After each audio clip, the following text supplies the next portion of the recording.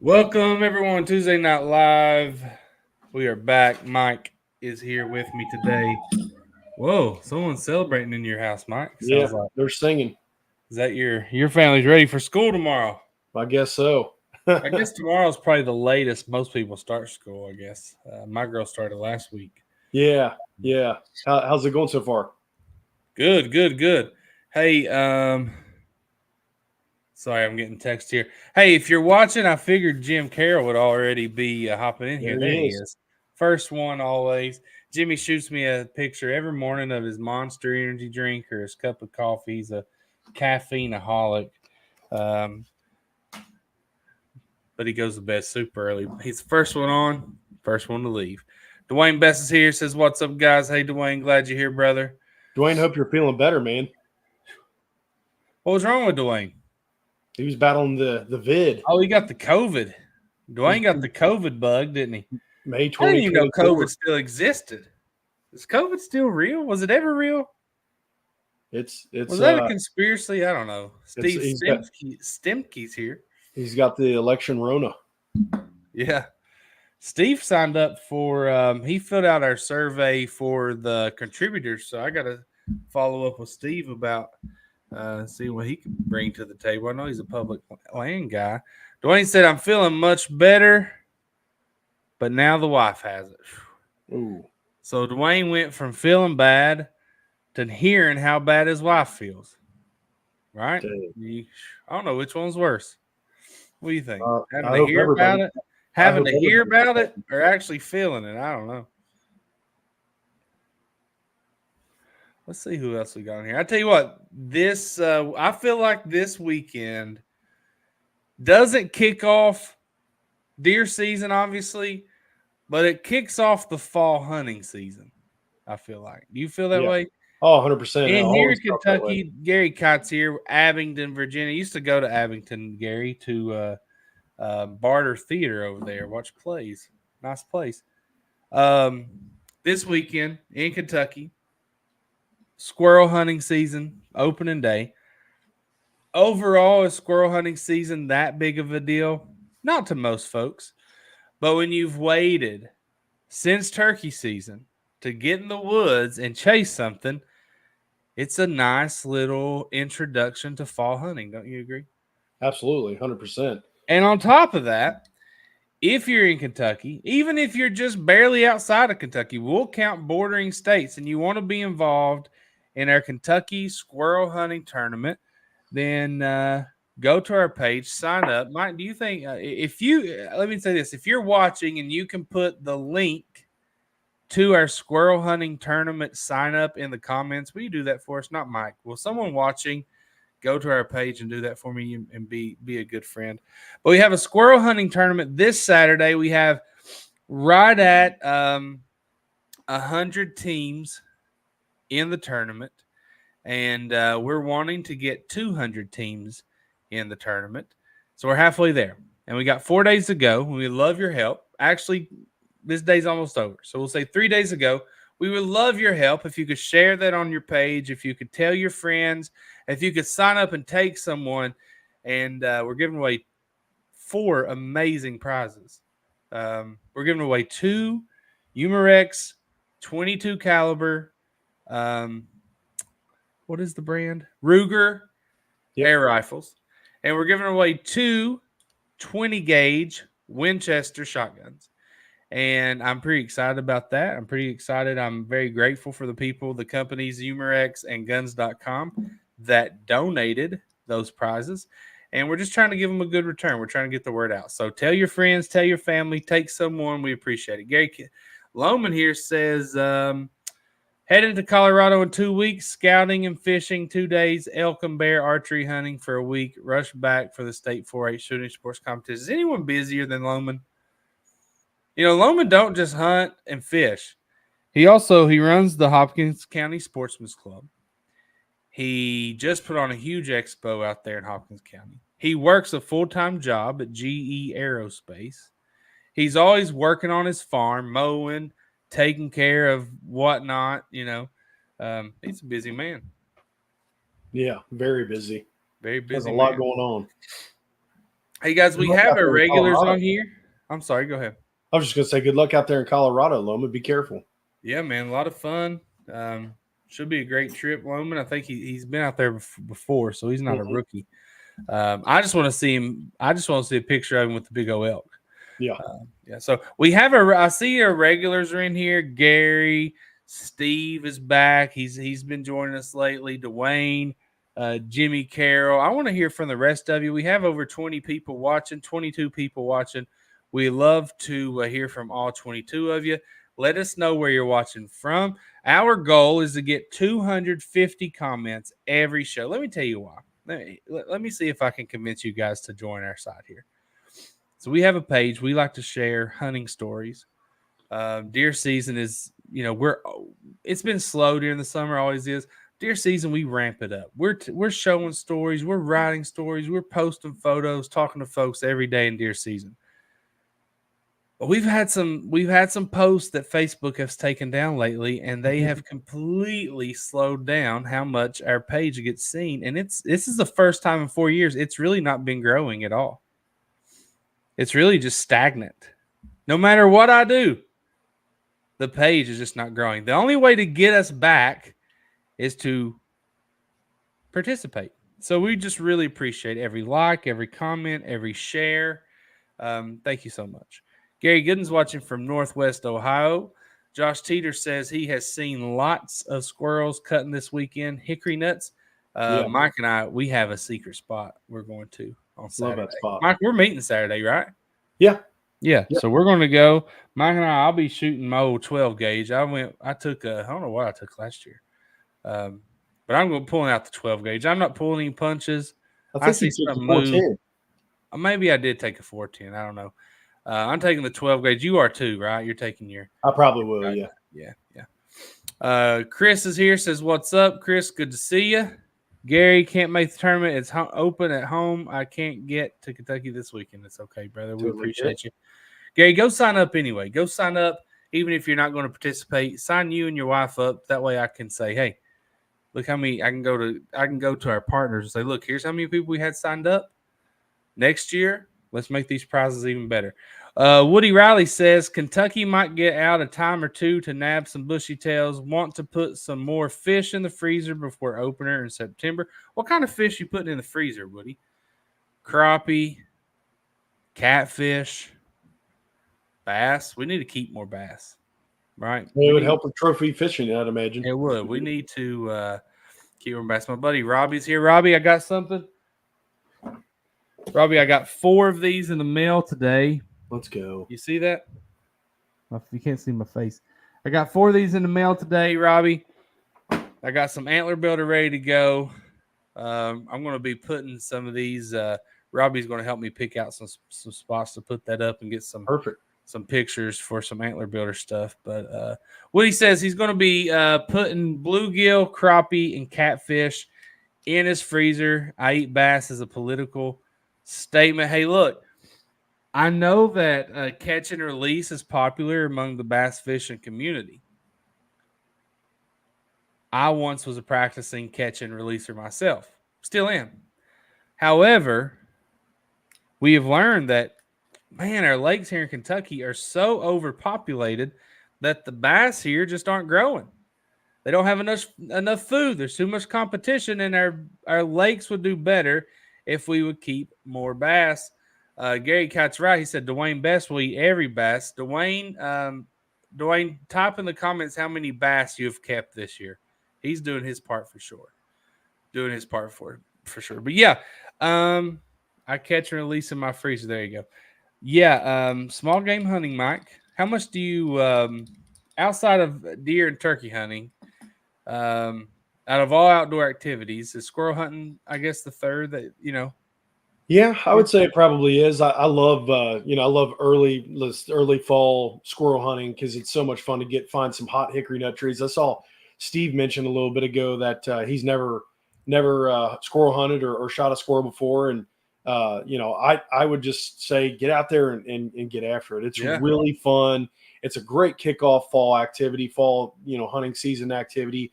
The squirrels are cutting on hickory nuts and getting on a hot tree can be a lot of fun. You can just sit and relax underneath the tree, and the squirrels will come trickling in, and you can get you one. It's a lot of fun, a lot of action, especially if you can get a still morning where you can see the leaves bouncing around. The squirrels are Yeah. super active. Get What's out. your strategy here Saturday? Open a weekend. What are you looking for? Where are we trying to find these squirrels? We're going to be there this year. We're going to be there early. That way we get on them early. We were there a little late last year Mhm. to the spot we wanted. But I'll tell you what, they were there because Yeah. I bet that tree, Mike, was it hickory nuts they were cutting on? It was that tree. I'm not It 100% sure. probably had, let's just say whatever it was. I don't remember was if It it was a if hickory nut tree for sure. okay. So Yeah. it probably had, now you can corroborate this story, at least a 5-foot radius. That means if you stood with your back against the tree, what I'm meaning is stood against your back against the tree and you walked 5 feet out and you walked a circle of 5 feet around that tree, you're walking all. I mean, that's how thick the hickory nut shavings were, Yeah. right? I Oh, it mean, was. maybe even more than that. Like we can't even um put it into words how crazy it's like a cluster of like maybe 3 trees right there together, Yeah. and they just destroy them. And they've done it. We've seen it at least 2 years in a row now, and we got to Mhm. be there early Saturday morning.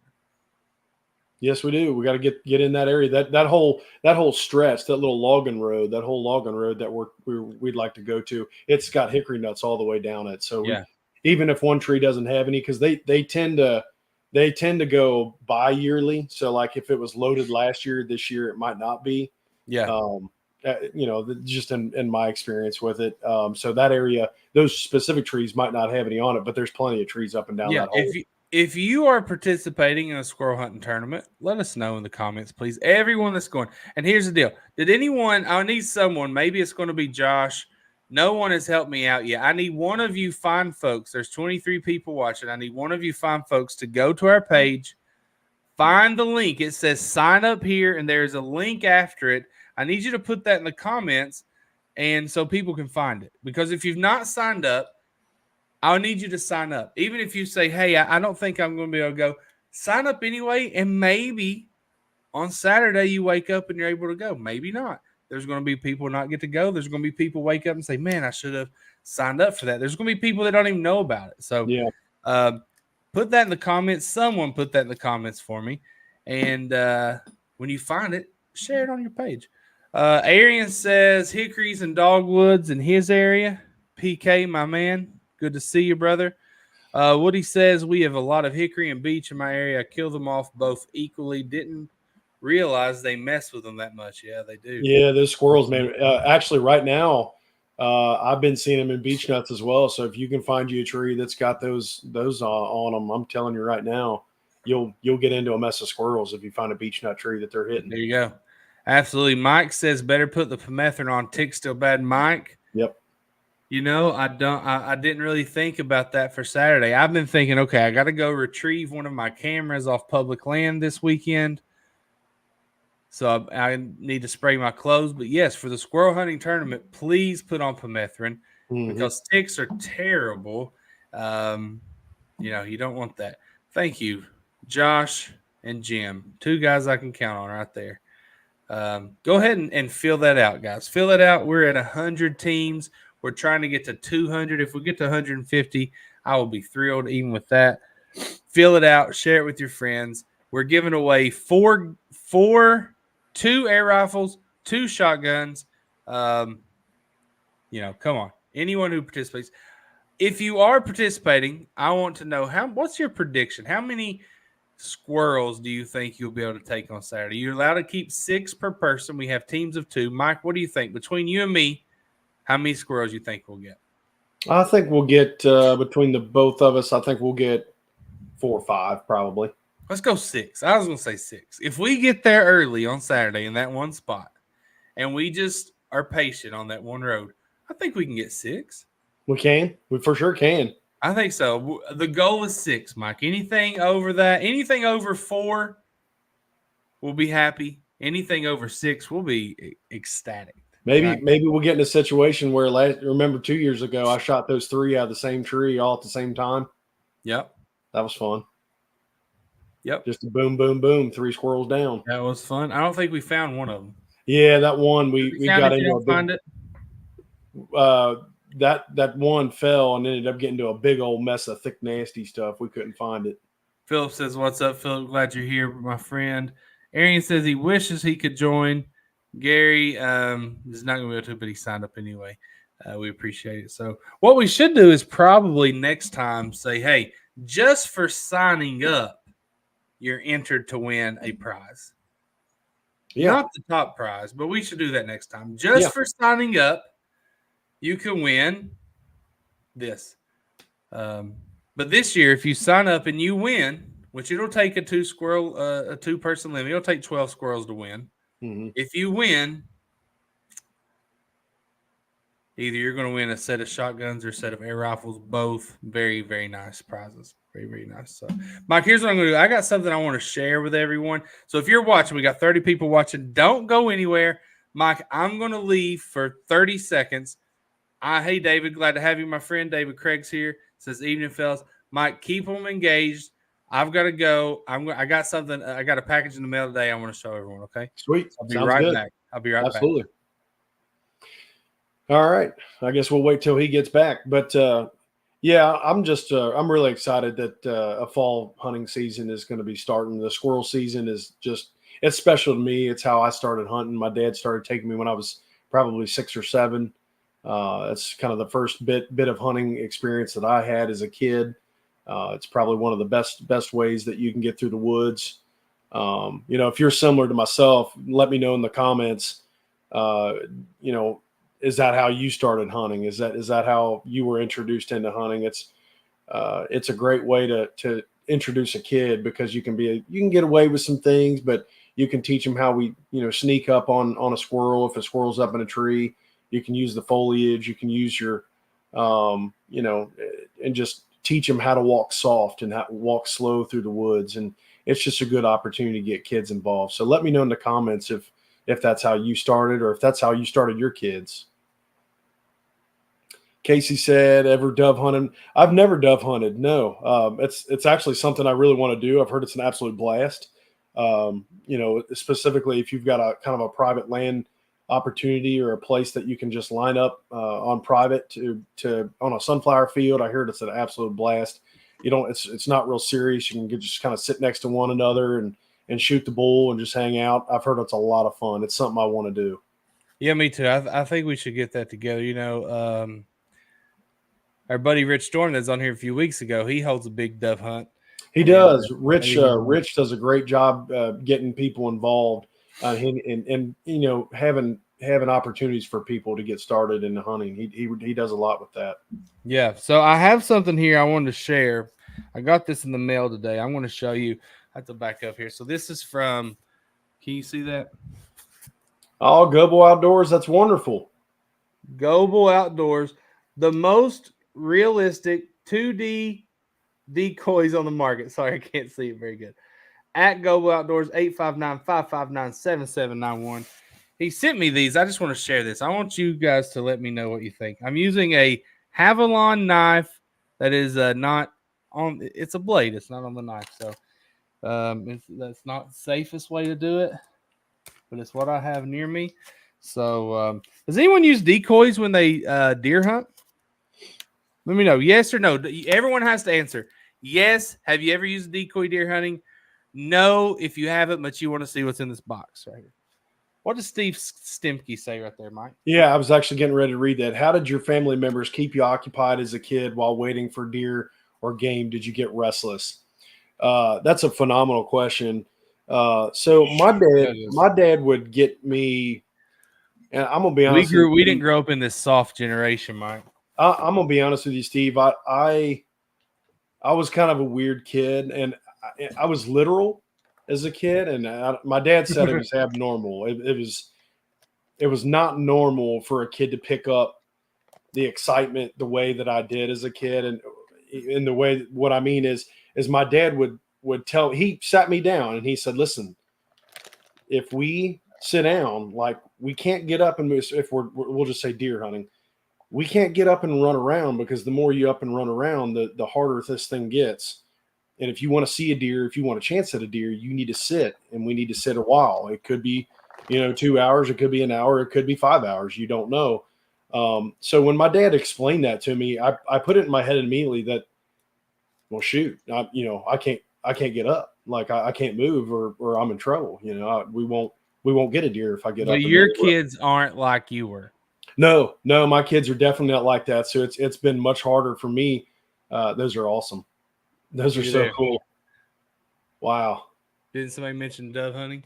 Yeah, dove hunting. That's terrific. Those are amazing. So look, I mean, it looks like I have 10 pet doves here. So these are you just the way they're made, they're very realistic. Yes, they are. They're like political signs you put in the ground. So I'm sorry, I thought he sent.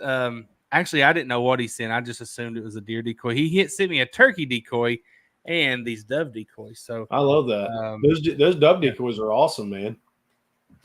Well, wait till you see the turkey here. But yeah, talking about kids, and I'm going to talk as I open this. I have 2 daughters, and they have many, many interests outside of hunting.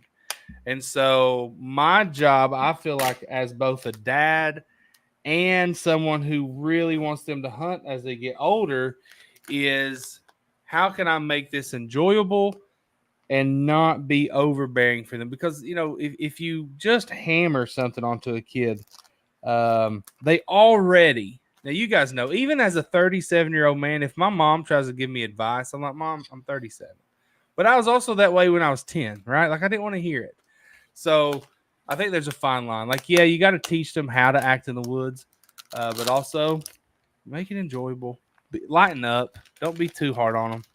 That's and Steve, to kind of Steve's point, like how I am, John. I see Doug Clayton's watching. Doug's known our family for a long time. He's known me for a long time. We're a weird bunch. The Collins crew.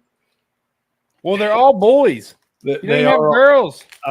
Yeah, we don't have many girls in on the Collins side of the family, but man, it's just my dad just taught guys, me, like, Peyton Goebel, the owner of Goebel Outdoors, he sure knows how to tape up a decoy. My goodness, he's doing a great job with his decoys. I tell you, amazing. He's amazing. They're cool. But he just says sorry for the heavy packaging. No, it's perfect. It's perfect.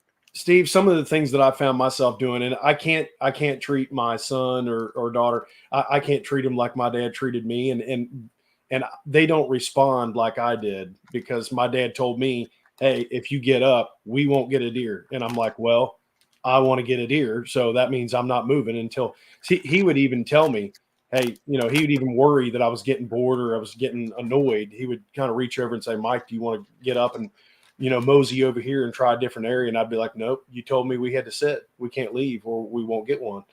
So hold on. I'm sorry. I know I'm kind of interrupting you here.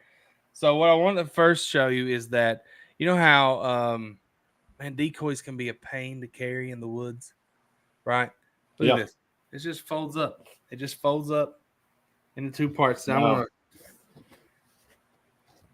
Look how, can you see it? Wow. Look how realistic. That's phenomenal. Right? I'm gonna try to. That's so cool. Yeah. So, it's pretty cool. And then when you're done, you just fold her right back up, put her That's up. awesome. So, I think Peyton might be onto the wave of the future, right? I think this is the future of decoys. Yeah. And Peyton, I'm sorry, I said deer decoy, but obviously, when you say decoys, you think there's 2 things, right? Duck hunting, bird hunting, whatever you want to call it, and most turkey hunting. So, yes, it is really cool. Where Josh says, where can we order the decoys? Josh, right here, Goebel Outdoors Hunting. Now, listen, guys, we've been talking about these. He sent me these in the mail. I got them in today. He didn't even know I was going to show everyone on here. Heck, I didn't even know I was going to. They're just, I remember they were sitting in there, and I shot him a text and I was like, hey, I'm getting ready to show your decoys on my show. Hop on there in the comments in case people are interested. So he did that. But yeah, here he says, hit us up. I sent him a turkey decoy, but we have deer decoys too. And if you were, I mean, here's the thing: if you're wanting to dove hunt, what is it? 2 weeks about it? Yeah, it's almost time. I mean, my goodness, you don't get any more realistic than that right there. Nope, not at all. Yeah. And let me say this, Stephen. I know he and his wife are. They've had some exciting news happening in their family. No. So it's Peyton. Stephen is the other go. Peyton's had some great news in his family. Yeah, I just it's want going to to be a dad. him and his wife on the great news. I'm happy for him, and then their decoys are amazing. I tell you, I watched a clip of them doing giveaways the other day on Facebook. It was great, and I'm excited to see their success. Yeah, that turkey is, that turkey could easily be made into, what do they call it? Like when you're reaping, when you have the decoy on your bow, where you're kind of on crawling. your gun. Yeah. Yeah. So, some states that's outlawed now. Don't do it on public land, but if you're on private and there's no one around, stick that thing on your shotgun barrel and get a close up look. Steve, I called him Steven now, Mike. Thanks. Mike. Sorry, Peyton. So yeah, man, that's pretty cool. I mean, look at that. I'll show it one more time. Yeah, that's sharp. It's really cool. I can't wait to use it, and it's durable too. And the quality, the printing, and everything is high quality. Heck, you see these people that leave their political signs out year round. I mean, I still see vote for Daniel Cameron signs, and he lost 2 years ago. So, heck, maybe 4 years ago now. Yeah. No. He just got reelected. So yeah, 1 or 2 years ago. Anyway, so yeah, give Peyton a shout, and I just think that's really cool. It's really sharp, man. Yeah, doesn't get any more realistic looking than that. That's cool. It takes up no space. You can slide it under your bed. You could put it on a top shelf in your closet. You could just pin it to the wall, whatever you want to do. Woody says, how do they hold up in bad weather, rain, etc.? That's my only concern. Well, Woody, I would say, how do the signs you see on the side of the road hold up? Like they're still there, right? Trump 2024, those signs are going strong. They might blow away in strong winds. But you're probably not going to be hunting out there if the wind and weather is so bad that sign's going to be destroyed or blown away. You're not going to be hunting anyway. I wouldn't think, right, Mike? I don't know, man. Mike, if the wind is so bad that this bird is just flapping, you're not going to be out there. You're not, Mike. You're not. I know. I might be. I know. Not everybody will be, but I might. I hunted down in Florida. I just sat in the rain for about 2 or 3 hours before I killed that turkey. Well, I'm not saying a rain. Now, if you would have had severe tropical weather, that's what's the only thing that's going to take these things out. If Hurricane Irene would have blown through there, you'd been out. Dude, we hunted in the hotel. Dude, we bear hunted in a tornado. We sat in the truck and went to Mexican mostly. After about 4 hours of being out there in the pouring rain. Yeah. Come on, man. Give us a little credit. They hold up well in bad weather. They come with steel stakes that'll hold in pretty tight. So yeah. Sweet. Yeah. So I don't think you have to worry about that. But Mike's really overstating his hunting commitment here. He's committed. I love it. Woody said, I shot a doe last season in a pretty good rainstorm. Granted, I was only 12 foot up in the tree. Hey, listen, I don't like to even get higher than 12 foot. That's a great question. That is a great question. What he thinks. This is what we do with this show. We like to hear your comments, and then we just ask questions based on that. Mike, you look like you were asleep. You're frozen there for a second. What is your ideal height when you're in a tree? What is your ideal height? Now, I know later in the season you try to get higher because there's no cover. Early in the season you may be lower. But if you just got to choose your height every time, ideal height in a tree, what would that be? For me, man, 18 feet for me feels like 100. Like I don't like being higher 18's probably the highest I've been. And what I try to do is find a hillside where I can get even more elevation from where the deer are going to be coming in. That way I'm not crazy high off the ground, but I'm high for the deer. Mike, what's your, I mean, Yeah, I'm usually, well, and a lot of times nowadays I'm using ladder stands, so a lot of those get kind of around 15, 18, 20 feet. yeah. I've been as high as 25 to 27 feet probably. But my ballpark is probably Feels way up there. 18-ish. That's probably my ballpark of what I 18, like to be. yeah. And when I say 18, it's probably more 15. I just convinced myself, okay, it looks pretty good. Yeah. Climb to cover, whether it's 8 feet or 25 feet. Appearance from Paul Priest. Thanks, Paul. Hey, Paul, should we be hearing? Paul, shouldn't we have heard from Fort Knox today? I just thought about that. Did anyone hear? Did anyone apply for the second week of Fort Knox? And did you hear today? Come on, anybody? Paul, did you hear? Oh I haven't man, heard. treat me.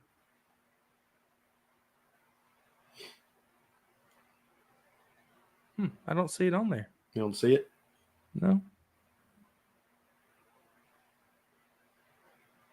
Well, I know I applied.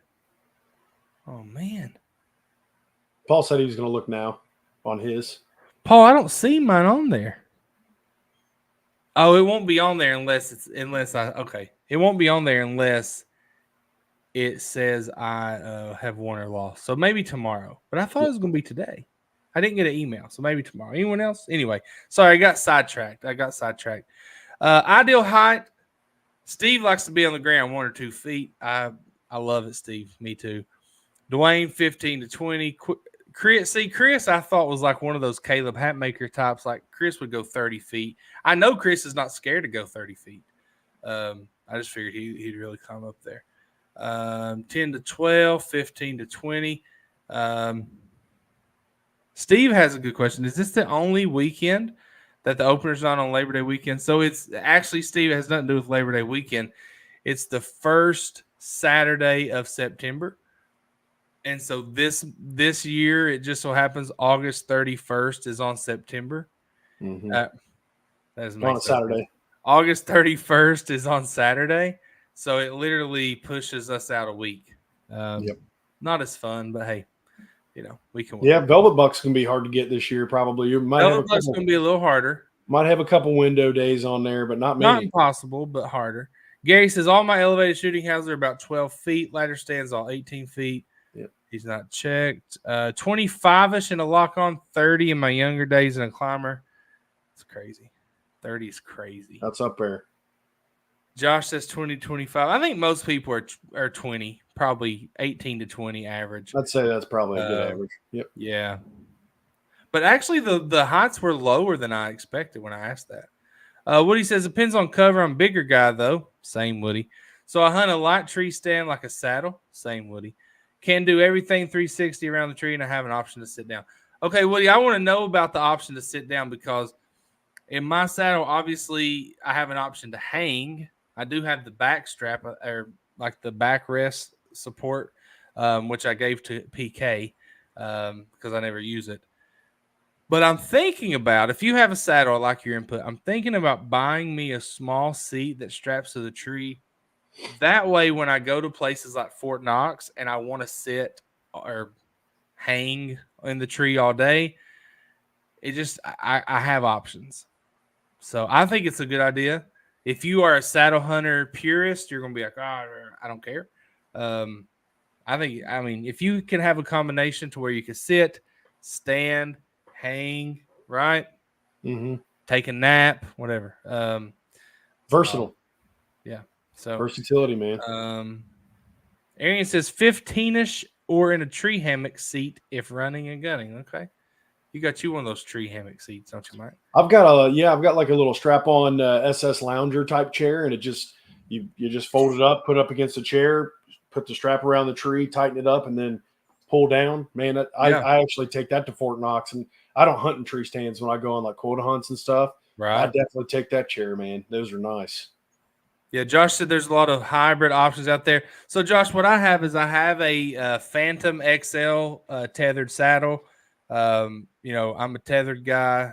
not going to go away from them because I really like those guys. They're great dudes, but they don't have a seat. So I am going to look for another seat. Um, Gary, I knew you were going to try to see. Gary's trying to sell me his. I don't know, his lounger is what it looks like. He's got a JX3. It's like it's a saddle with a seat. So Okay. Gary, I appreciate it. I'm just trying to find something small, Gary, not a whole saddle. Let's see. Nothing showing on sports. I didn't think so, Paul. It should be in the morning. No, Should be in the yeah, morning. you'll find out soon. Should be in the morning. So what were we before I got sidetracked by Paul Priest? What were we talking about? Well, we were talking about just the tree stand height a little bit, and then I did want to jump back to the kid stuff because I kind of more talked about like the way I learned as a kid and the way I took how it was presented to me. But nowadays, like the things that I do for my kids is I'm making sure that we're bringing snacks and drinks. I'm making sure that I don't do a good job of this, and shame on me, but Shame. it seems like the days that have fallen where my kids can go, or when it's like a youth weekend, the weather has been like super cold. So Oh man, it's, I wish we could show that video, Caleb, but I don't want to embarrass him. so last spring, man, I took Mike him. could be arrested for child abuse, taking his oldest boy out in the blistering cold. He was just It was like in the upper 20s, I think, and I had him dressed, and he had more stuff, and he's just like there was turkeys gobbling everywhere. So he's like he was being stubborn too. he was being stubborn. I told him to put all his clothes on first thing in the morning, and he didn't do it. So and then you allow him to make mistakes, and Sure, you kind of hope that. they Yeah, learn. absolutely. So there's a little bit of that, but I try to make sure that I bring snacks. I don't mind if my kids, I'll let them watch as long as the sound's off. I'll let them watch my phone. Caleb likes to watch sports videos like old Michael Jordan videos or baseball videos on my phone. So if we're just sitting there and we're waiting on stuff to happen, I don't mind if he's doing that. Also, if he brings his Nintendo Switch, I'm cool with that too.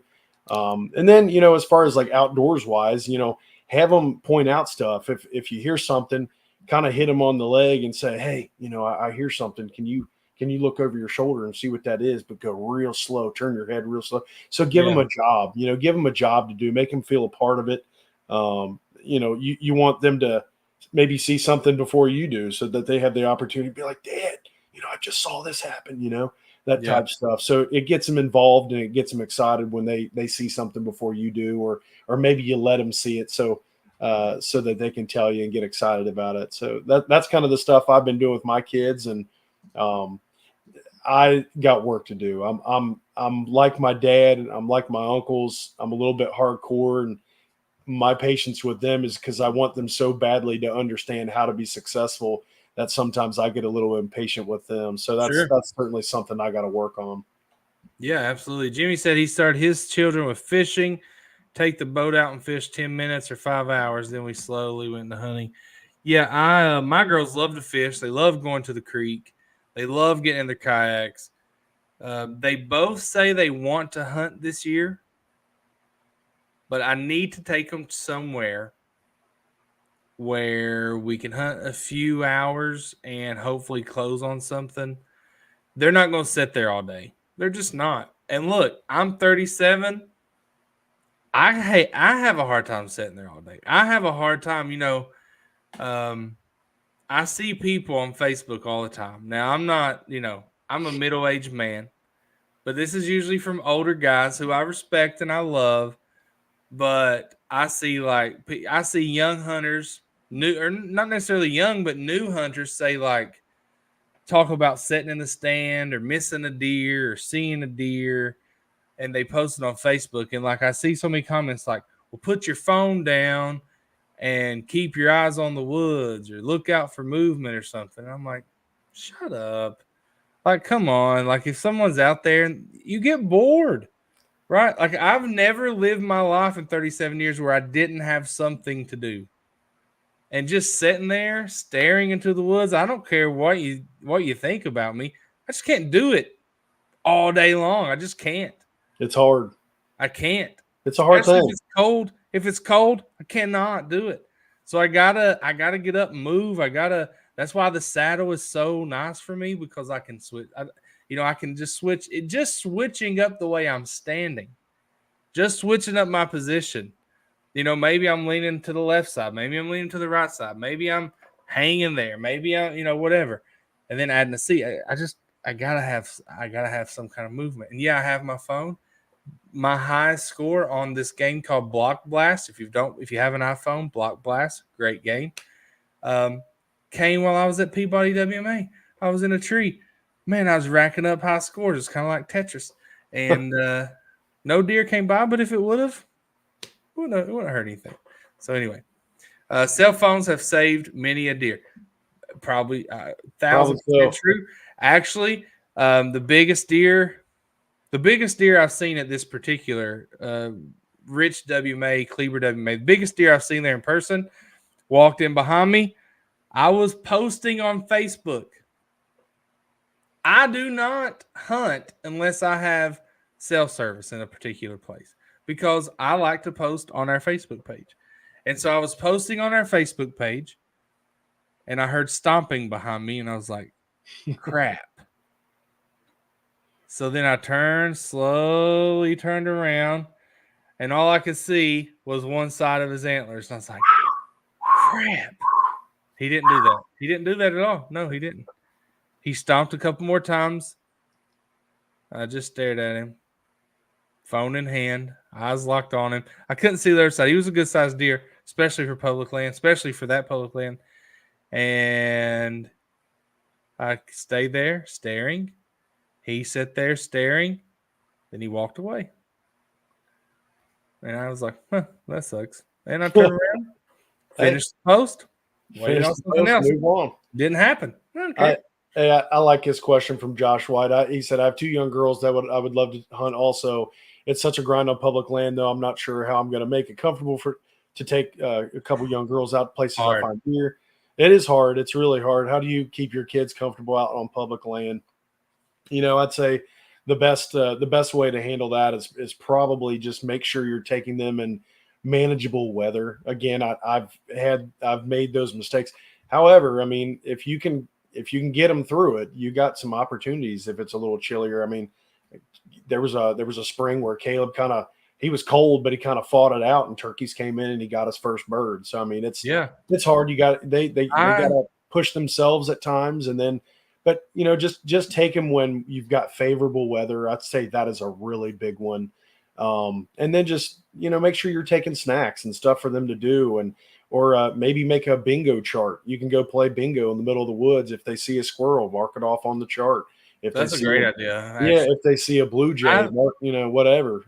So with public land, I think if you're taking kids on public land, I think you have to be over prepared. So what I mean is, you need to go in there and do the scouting, right? Not with them, because scouting sucks if you don't love it like we do. I love it, but if you're just wanting to get them in the woods, probably start squirrel hunting, right? If they've never been. Now, Josh may have already taken his kids squirrel hunting. I don't know.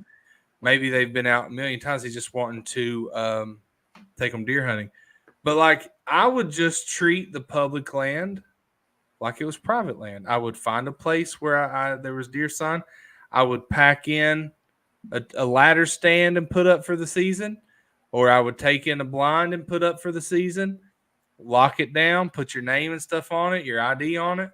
And, because those are really, if you're in a ladder stand and you're 20 feet up, 18 feet up, then, the kid can have a little bit of movement without ruining it. Yeah. If you're in a blind, the kid can move quite a bit without ruining it, right? As long as something's not directly there in front of you. Mm-hmm. So just be over prepared. Start with something small. Mm-hmm. Go in there, maybe, make sure you're in a high traffic area. I don't know, but it's hard. It's hard. Yeah, it is. It's not an easy thing. But my dad would take me on trips when I started going to Fort Knox, man, that's fun. Now that's not necessarily for kids. This was when I was a little bit older, but right. But even just little trips and taking them, maybe if they're not, if your kids struggle getting up in the mornings, maybe don't force them getting up in the mornings and take them in the evenings, or Yeah. early afternoon. And maybe you take them in there and you find a spot, and maybe you can give them a job, give them something that makes them feel important. Like maybe if you're sitting down on a tree and maybe you want to pile sticks around it, or you want to rake the leaves away from it to where you Yeah. can make like a little nest or whatever, have them build like a little fort around the spot to help Sure. hide you, and So just I give them have, jobs. so Josh, I'm like you. I have two girls.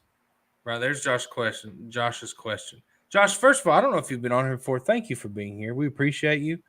It means so much to us that you would take an hour of a Tuesday night to watch and participate.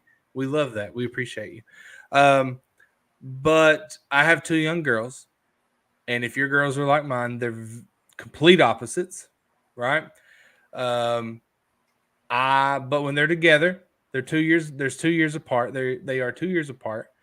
They will find something to disagree and argue about. So I would probably start with one, right? I would take one at a time. I probably wouldn't take two at a time. Um, and then your kids better than anyone else. So one of my girls I know can stay out there much longer than the other one. Neither of them can stay out there too long. One of the girls, if I took snacks, my youngest, if I take snacks, she'll sit out there longer because, she just loves the snack.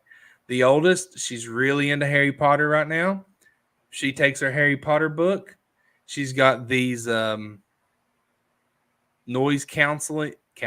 They don't counsel you. They don't give advice. These noise. That might be a good idea. It These would be. noise canceling earbuds. Five Below, and they work great.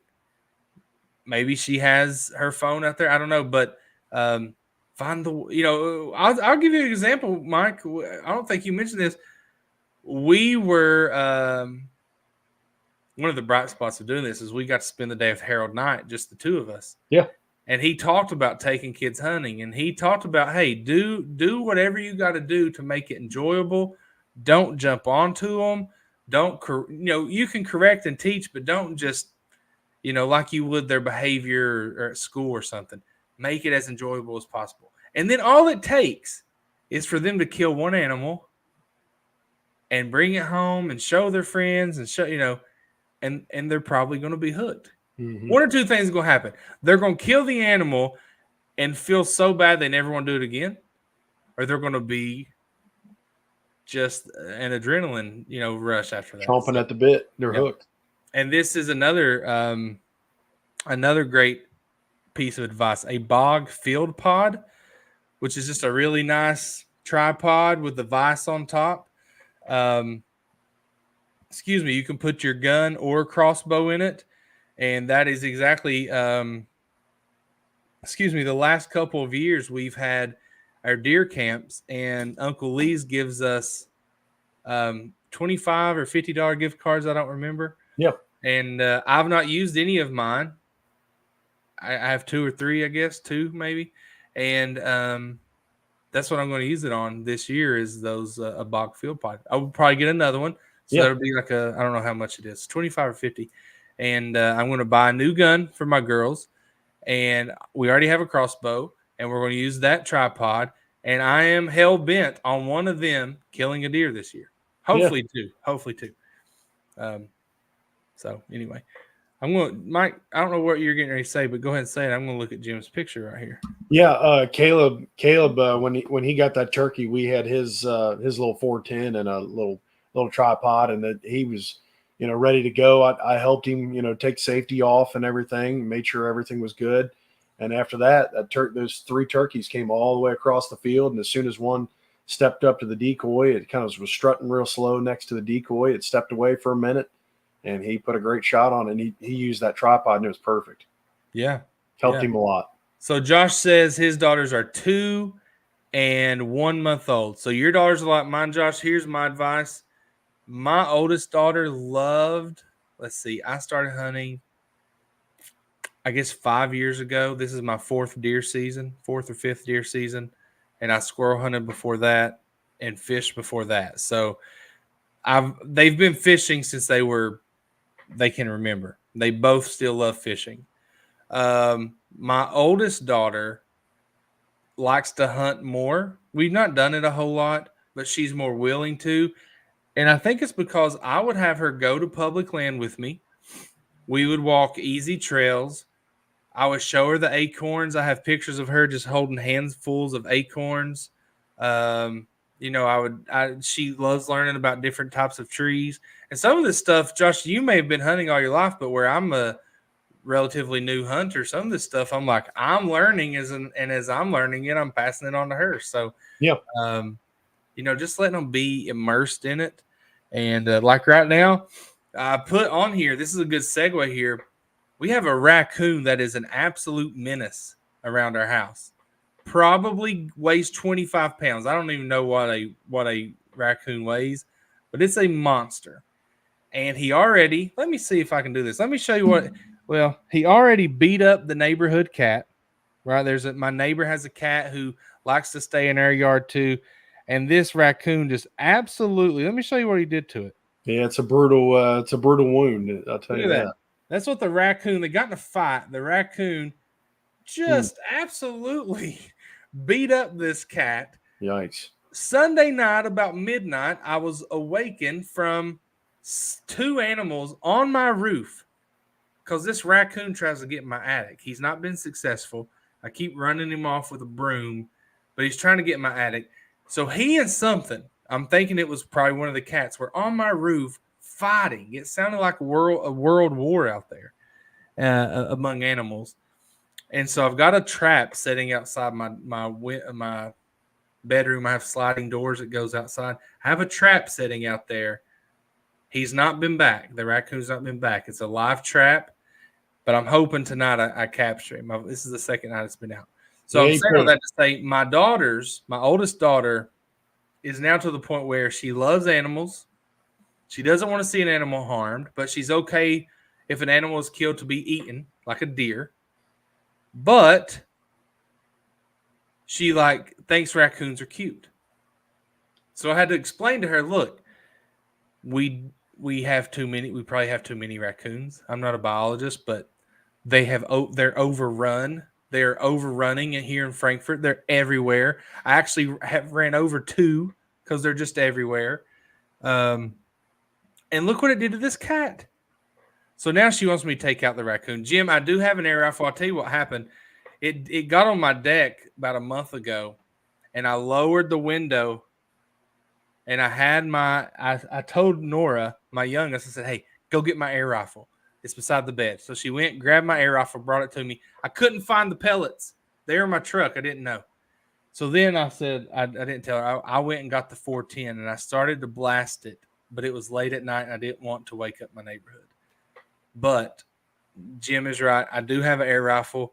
But Jim, I'm going to get it in that live trap. If that live trap goes off and the raccoon's not in there, then I'm going this weekend to buy me a dog-proof trap. Mm-hmm. I'm setting it. I'm putting it out in my backyard somewhere where I know that raccoon, probably right by my deck where it walks right by there. And when it gets caught, I'm blasting it in the face. It's doing a number on your cats, man. That ain't no good. On the cat, and it's tore down some of my soffit on the back of my house. Ugh. I thought it was a squirrel, but I've caught it. It's a stupid raccoon, and I'm just going to blast it. I can't wait. Woody, yeah, exactly what I was saying. I have 3 getting in my corn. Duke dog proof small marshmallows that go in hot chocolate, fish oil, and linen super coon all call. Perfect. You'll catch them every time. Don't put the fish oil in the trap. They just like the smell, not the taste. Okay. Yeah, that's why Aaron. So Aaron, he can't actually. The way my house is built, he can't really get into the attic because my vinyl siding is covering up old siding because my house is older. So I don't think he can actually get in there. But I'm not even gonna let him get that far. He will be killed by Monday. By this time next week, guys, that raccoon will be no more. At least that one. There's also a giant possum I saw in the neighborhood. I've never seen a possum this big. But he's nice to the cats. And he's not trying to bother anything. So I think I'm going to leave him alone. I don't know. Maybe he'll probably end up in the dog proof. Make him into a cap. I could. 100%. How does a squirrel hunting? Paul, I love this question. Thank you for asking. Here's how it works, Paul. You sign up at the link. It's in the comments. Go to our page. Sign up at the link. Paul, listen. It says Kentucky squirrel hunting, but you can squirrel hunt anywhere you want. We'll open it up. Right. You sign up. We're going to have Friday night. I'll post on our Facebook page a thread for everyone to check in Saturday morning. You'll check in. When you're finished hunting, we're going to hunt from daylight to, what we say, noon. You come back, you post a picture of you and you and your partner and how many squirrels you killed. Everyone that kills the 12 squirrel limit, we will determine the winner by the longest 3 squirrels. Paul, I'm having a hard time just remembering all the rules are there on our page. This is our 4th squirrel hunting tournament. Yeah. And we've always had good turnouts. This year it's been a little slower because Facebook has slowed down our reach. I've not been able to get Mark Zuckerberg on the phone to discuss it with him. So we're just trying to power through it. So I don't know how I'd make that. Would it be hard to make it into a cap? I can sew a little bit. So I mean, you got to kind of do all the prep. The prep work is a lot. I mean, obviously, I could get Joshua Webb. You remember Joshua Webb? Yeah. Here. He won the squirrel hunting tournament one year. He Yeah. could do it for me. Yeah, you got to flesh it all out and do all that good stuff. Make sure they know to try to. Oh, my kids know not to try to pet the raccoons. Oh yeah, they're they think they're cute, but they wouldn't dare go around them. Yeah. Yeah. My neighbor had to chase it off his back porch, and he's like, "That thing! I thought he was gonna come after me. Like, he was hissing at me, and I was like, ew. Yeah, you need to just shoot him, dude." Like, but yeah, my neighbor had to take the cat to the vet. Oh, I'm sure. I'm sure, man. That was It's costing you money, right? That was a nasty wound. Gosh, could you imagine?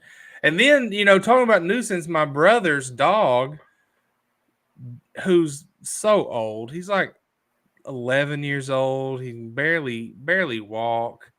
I'm exaggerating a little bit, but he's slow. He once was not. He is not what he once was.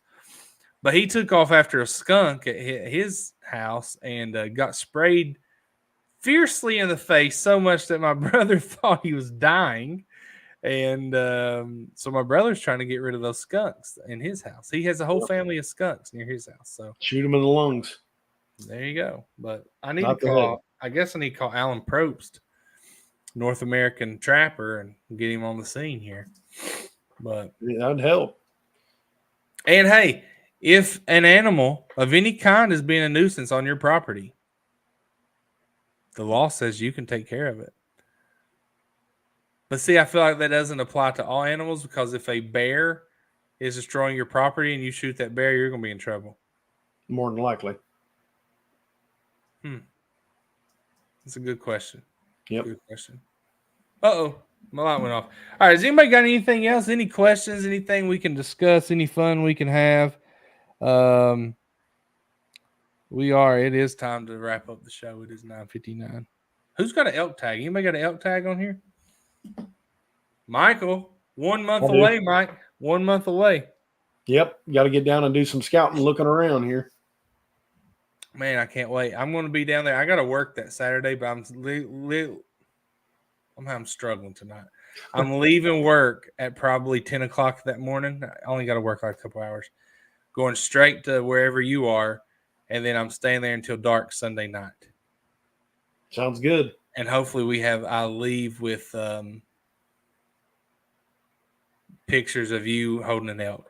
Phil says, I had a raccoon get trapped in my backyard as a kid. My dog kept backing him into an electric fence. Was hilarious. The sound they make is wild. Yes, it is.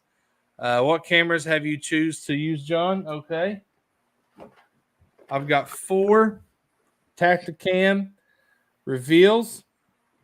I'm going to have 1 in Western Kentucky, 2